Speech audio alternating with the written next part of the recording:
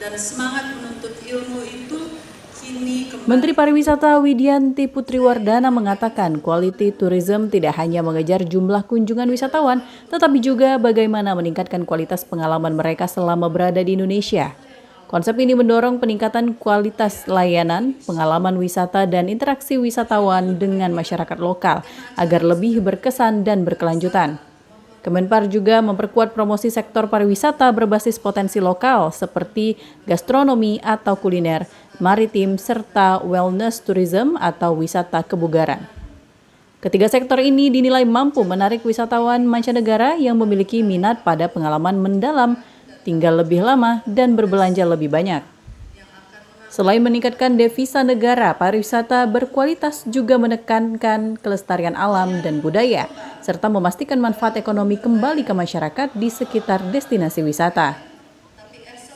Kita ingin menyasar wisatawan-wisatawan dari luar negeri yang tentunya high quality juga, yang dimana mereka itu datang ke Indonesia lebih lama tinggalnya dan juga spend atau mengeluarkan uang lebih banyak. Jadi itu akan meningkatkan devisa kita. Dengan menerapkan quality tourism, sementara itu Direktur Poltekpar Palembang Iwan Riyadi optimis lulusan Poltekpar mampu berkontribusi dalam meningkatkan pariwisata.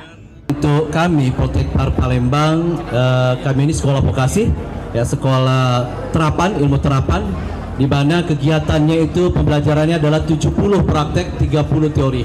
Jadi kalau dibandingkan dengan universitas lain tentu beda, kami beda. Dan alhamdulillah, kenapa kami bisa dikatakan bisa unggul dengan yang lain, itu karena kami tiap tahun itu mengalami peningkatan serapan di industri. Jadi teman-teman atau alumni ini kurang dari 3 bulan itu sudah diserap oleh industri.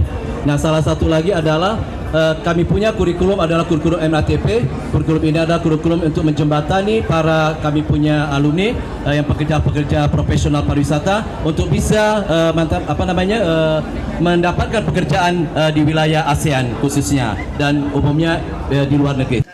Indonesia diharapkan mampu bersaing di tingkat global, sekaligus menjadi tujuan wisata yang berkelas, berkelanjutan, dan memberikan manfaat nyata bagi rakyatnya.